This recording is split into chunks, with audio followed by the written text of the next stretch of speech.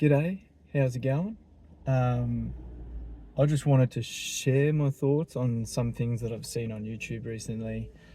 They're nothing new. Like, there's a lot of channels out there that specify in, like, self help, changing your life, turning your life around, being able to understand how to prioritize your life. We've all seen them.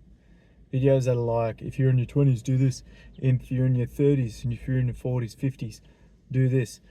Do this to become successful. Shit like that.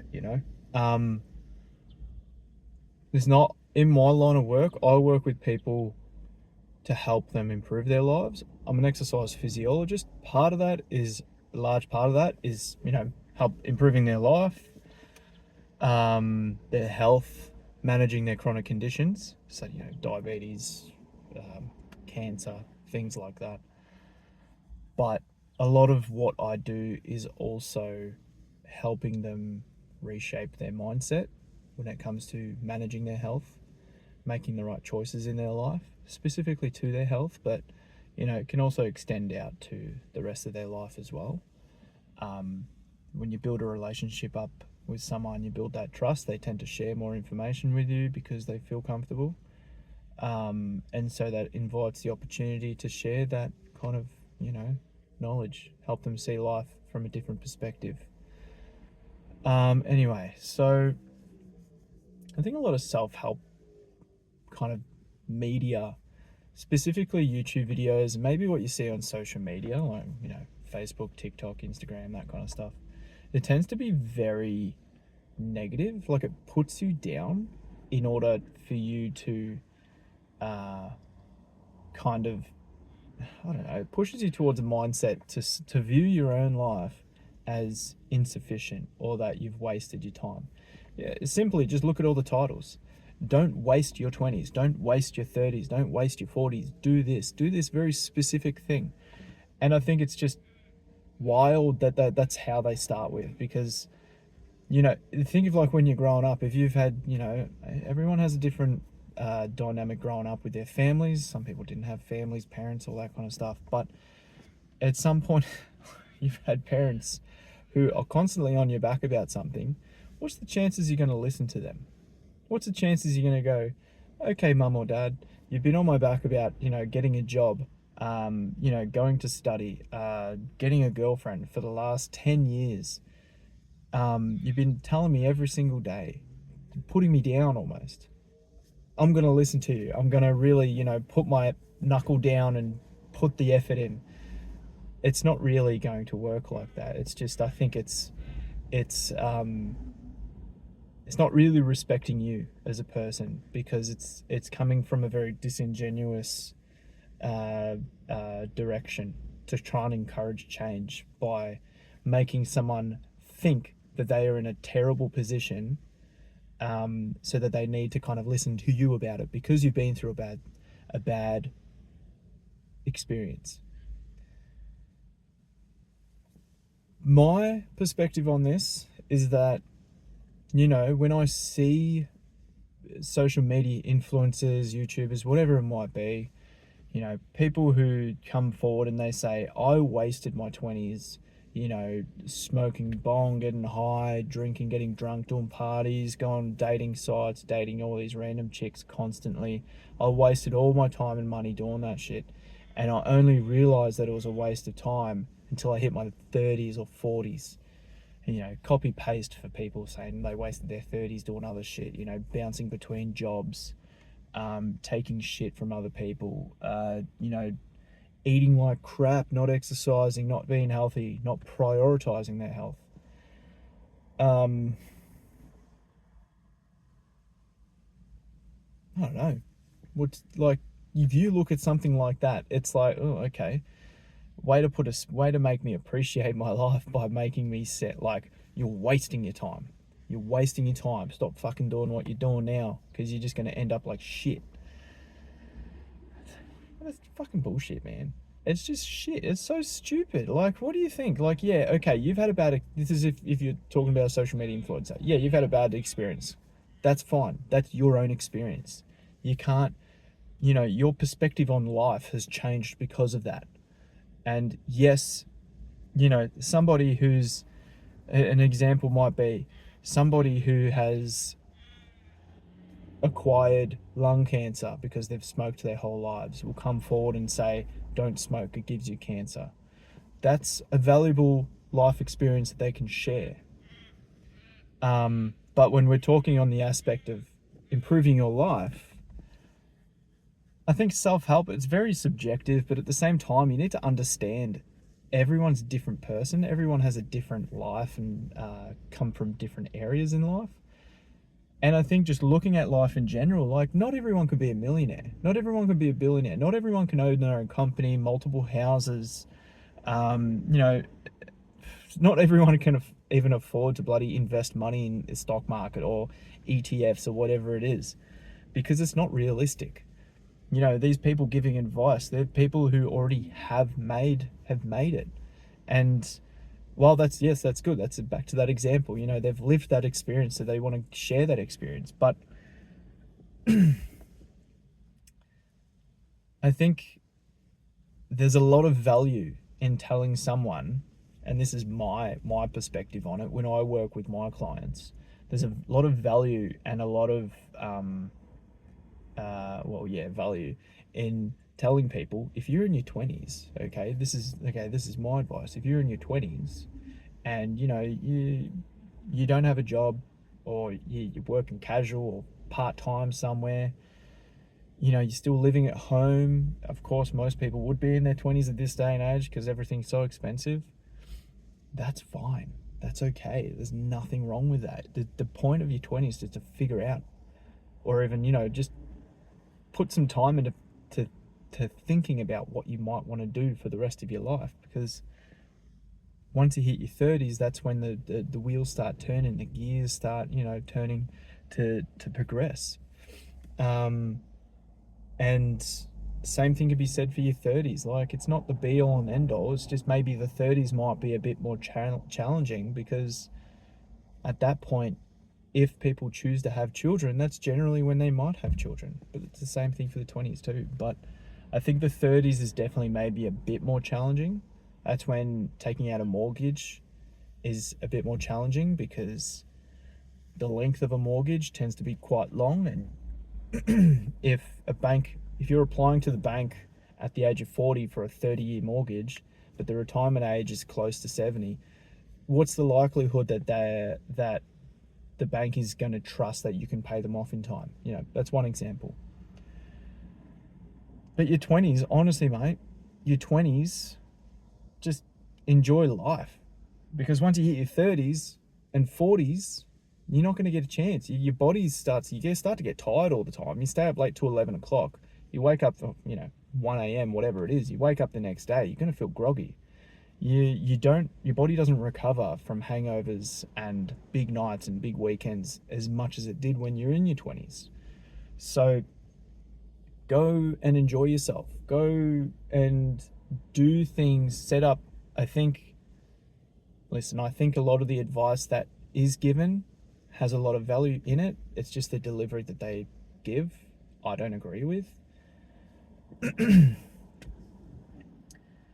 There's not trying to fucking find my words here. Listen, when you get to your 30s, that's when you need to put the mileage in, and the 20s is the best time to kind of set yourself up for the rest of your life, whether it's be financially, physically, for your physical health, relationship wise. But not everyone has that luxury.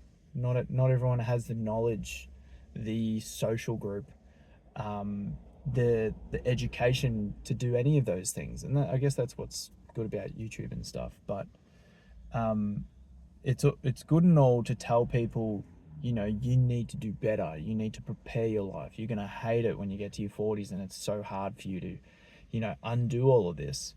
But I think maybe if we lived our 20s knowing that when you hit your 30s and 40s, things become tougher, things become harder, things you losing weight becomes harder. Getting stronger takes a bit longer because you need to rest a bit longer.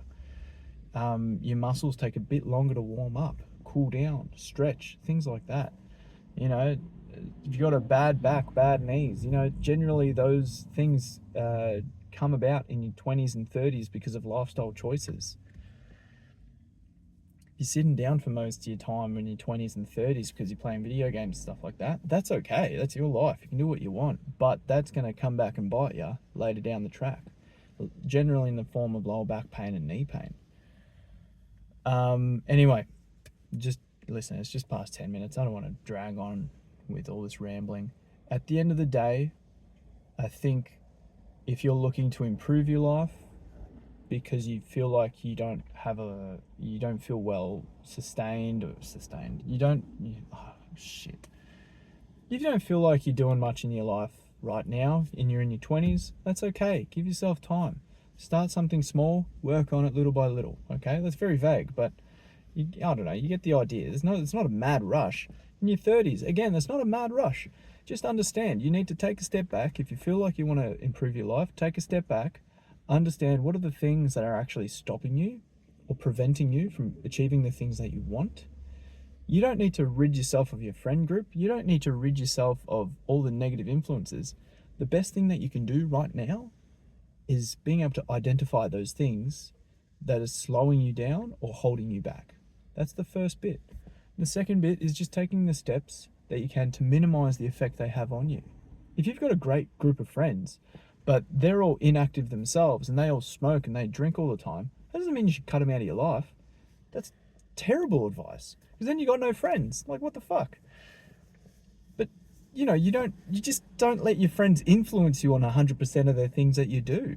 Like, take a bit of initiative, take a bit of pride in the shit that you do. If none of your friends exercise, or they might have a bad experience with it, so they shout all this nonsense at you saying you're going to get hurt and all that crap, don't take it for granted. Like, your experience is your own experience. If none of your friends exercise, start exercising. Start just with something small every day, whether it's a walk, a couple of push-ups, a couple of squats, whatever it is. It's hard, but that's the point of it. You do it so you can get better at it, but then by getting better at it, you feel better. Go for a walk or a run, you immediately get this endorphin rush in your brain and your mood improves. There's so much evidence to suggest that. And anyone who's done it themselves, been in a pissed off mood or frustrated after you get home, go for a bit of a walk, jump on the bike at home, or go for a run, you immediately feel better afterwards. So it's just understanding understanding the perspective you need to take in order to make the changes you want to make. And listen, the financial side of things, I'm not a financial guru. I'm not a bloody accountant or anything like that. But I think if you're spending thousands of dollars a week, a month, or a year on things that aren't directly improving your health, your mental health, your even financial security, then, or just your living circumstances, if you're spending it's a bit, holy crap again, blah, blah, blah, blah. You need to understand, if you're spending too much money on something that's contributing to the stress in your life, then again, identify it, make steps to rectify it.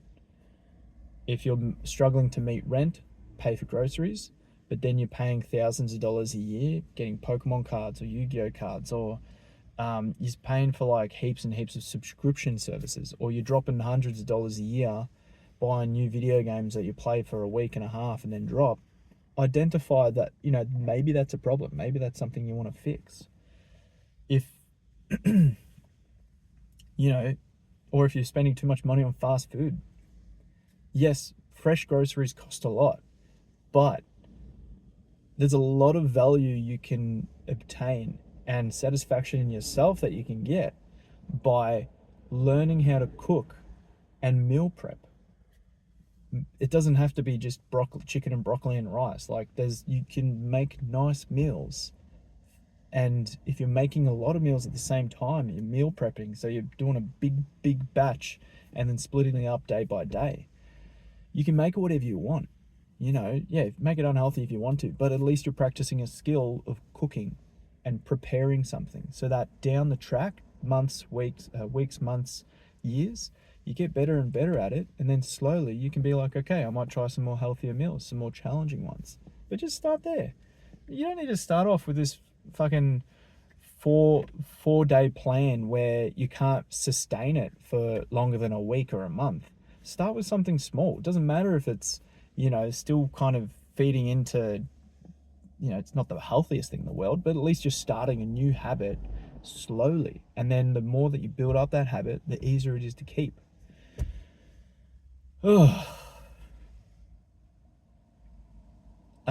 There's no perfect answer to life. There's no perfect answer to improving your life.